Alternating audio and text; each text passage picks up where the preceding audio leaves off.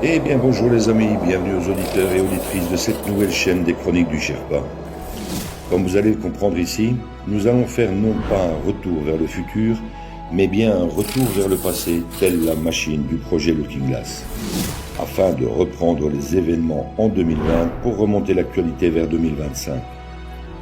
Je vous invite à me suivre au travers de mes très nombreuses analyses de situation qui ont rythmé ces dernières années au gré d'une multitude de sujets clivants concernant le plan divin et christique de l'Alliance et de la communication militaire Q. Du nouvel ordre mondial mort-né au nouveau monde et à l'âge d'or qui se profile à l'horizon, vous comprendrez un peu mieux ce plan militaire américain au travers de plus de 155 analyses écrites en temps réel et éditées en podcast par une très belle équipe d'âmes éveillées. Pensez à vous abonner à la chaîne et cliquez sur le pouce si vous en appréciez le travail. Merci à toute l'équipe Z qui œuvre sans compter ses heures pour offrir ces infos à l'humanité. Bonne écoute à tous et à toutes.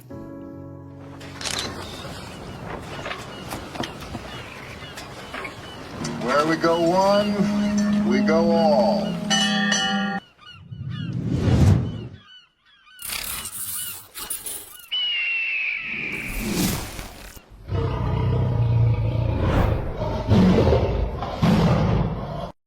Analyse du 2 juin 2022. Thierry Pirlot, Sherpa One. Le puzzle informationnel de l'éveil. L'objectif ? L'éveil des derniers au fond de la classe, même si c'est loin d'être évident. Voici une liste de pièces de puzzle non exhaustives établies de mémoire sur un parking. À vous d'y voir la normalité ou des éléments propices au réveil général du troupeau. Allons-y. L'organisation du match de foot et la mise à sac des supporters par la racaille locale, montrant l'immobilisme des autorités et de Darmanin, lequel est toujours sous le coup de 2 plaintes pour viol, ainsi que l'incompétence coupable du préfet allemand. Les 200 gendarmes mobilisés pour coincer juste 5 ultra-droites. Un concert du groupe Rock Indochine à retrouver sur Internet, à voir et à entendre. Les scandales à répétition concernant des ministres français accusés de viol ou d'attentat à la pudeur. Macron, surpris, se baladant seul dans les rues de Paris sans protection rapprochée, ce qui est strictement impossible pour un chef d'État français, sauf si bien sûr cela a été fait pour attirer notre attention. Un riche patron d'assurance accusé de séquestrer des jeunes filles depuis des années pour en abuser à sa convenance. Biden, qui ne passe pas une semaine sans commettre un impair lors de ses interviews et qui commence sérieusement à faire flipper son électorat. Le même Biden, filmé dans un aéroport en train de récupérer ses valises comme un citoyen lambda, ce qui est improbable pour un président américain qui est censé voyager sur Air Force One et bizarrement, cet appareil semble être toujours utilisé ponctuellement par l'oncle Donald. Biden qui déclare à des journalistes que le personnel à son service lui doit le respect car il est président des États-Unis d'Amérique. What else? Plusieurs méga-usines de nourriture industrielle qui brûlent complètement et sans explication aux États-Unis. Des policiers américains qui interviennent de façon trop tardive lors du massacre d'enfants dans une école la semaine dernière. Ils reproduisent par là même le schéma du Bataclan. Et ils interrogent sur leur identité les parents de ces malheureux assassinés jusqu'au dernier, par le fait d'un ado soi-disant devenu fou, mais plus vraisemblablement sous influence MK-Ultra. La volonté subite de Biden de relancer le désarmement complet des Américains, ceci étant la toute dernière chose à tenter dans ce pays de cow-boys attachés à leur droit inaliénable de porter des armes. L'annonce subite du monkeypox dans tous les médias, directement suivie par une avalanche d'informations concernant la simulation de mars 2021 sur la possibilité d'une infection par la variole du singe. Le plus endormi devrait comprendre qu'il a 1000 fois plus de chances de gagner au loto que d'attraper par hasard cette variole annoncée il y a 1 an. L'hépatite de la fraise aux USA ou l'infection des tomates déclenchent également une avalanche de posts humoristiques sur l'absence de cohérence scientifique de toutes ces annonces. La peste pneumonique importée par les migrants ukrainiens vivant à proximité de l'un des 30 biolabs américains dans l'ouest de l'Ukraine. Les énormes avantages et passe-droits accordés à cette heure aux Ukrainiens, où qu'ils soient, et cela au détriment des populations locales en difficulté. L'explosion en Suisse d'un dépôt d'armes et de munitions, il y a fort à parier qu'elles étaient destinées à l'Ukraine. L'envoi de la plupart de matériel militaire complètement obsolète à Zelensky, qui pète un câble histoire de démontrer aux citoyens européens notre bonne conscience. Des systèmes ultramodernes de défense aérienne allemands promis aux Ukrainiens en novembre, c'est-à-dire dans 2 siècles.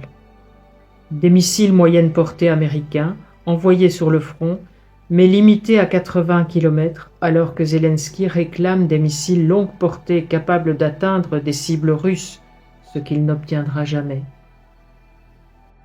Des décrets belges concernant l'obligation pour le personnel soignant de se faire vacciner pour une maladie qui n'existe déjà plus, sous peine de perdre son travail, alors que ce même personnel manque déjà cruellement. Le projet en France d'engager du personnel soignant ukrainien, vacciné ou non, pour remplacer les Français mis sur le tapis et exclus depuis septembre 2021. Des vérités qui sortent de plus en plus sur la transsexualité de hautes personnalités qui ont passé des décennies à la cacher, comme Michelle Obama, Kamala Harris et Brigitte Jean-Michel Trogneux.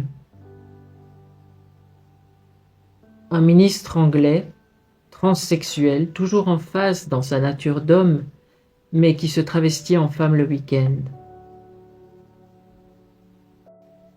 Johnny Depp qui sort victorieux de son procès ultra médiatisé, occultant au passage celui énorme de Ghislaine Maxwell sur la gigantesque affaire Epstein.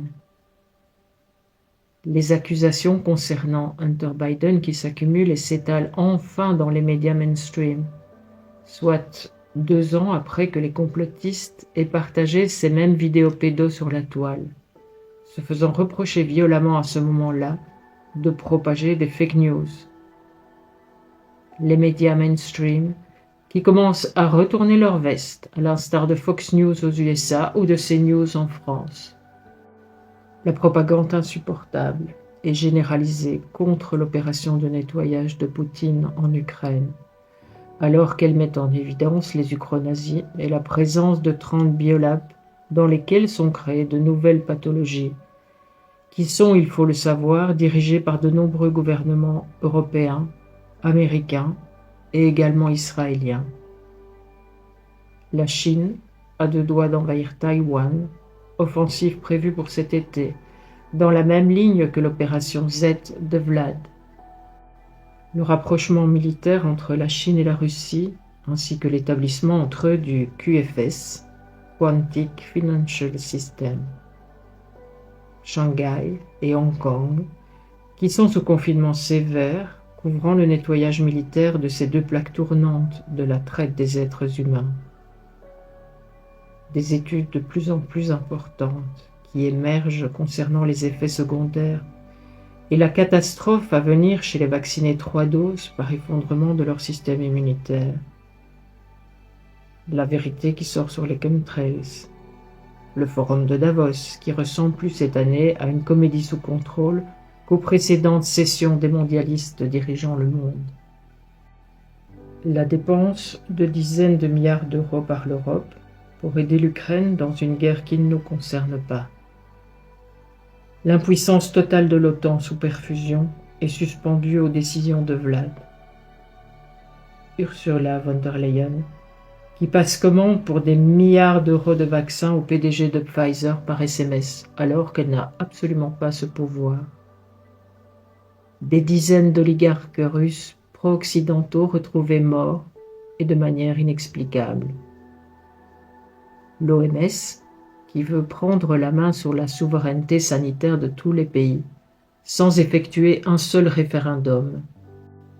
La supériorité militaire totale de la Russie grâce à ses missiles nucléaires hypersoniques et dont personne ne parle pour donner l'impression aux troupeaux que l'Europe et les USA ont la main dans cette troisième guerre mondiale alors qu'il n'en est absolument rien.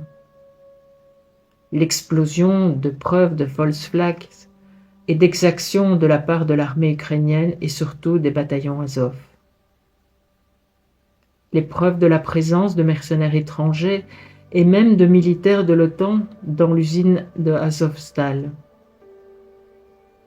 Des rumeurs d'ordre données par l'Élysée aux Ukrainiens de Azovstal afin d'éliminer les militaires français présents, dans le but d'effacer toute preuve de leur implication dans l'encadrement des troupes ukrainiennes. La capture par les Russes de 2 officiers supérieurs américains et canadiens à Azovstal et leur sauvetage par hélico complètement raté. La vague impression que nos gouvernants ne sont plus au contrôle de nos pays. Que ce soit en Belgique ou au Luxembourg, Bettel est invisible et De Croo ne fait que se balader. Plus de prise de décision ni d'intervention concrète dans les médias pour diriger le pays et bizarrement, plus de code con. Trudeau est également aux abonnés absents au Canada, alors que Biden se comporte comme un attardé mental à chaque prise de parole et fait rire aux éclats la complosphère tous les 2 jours.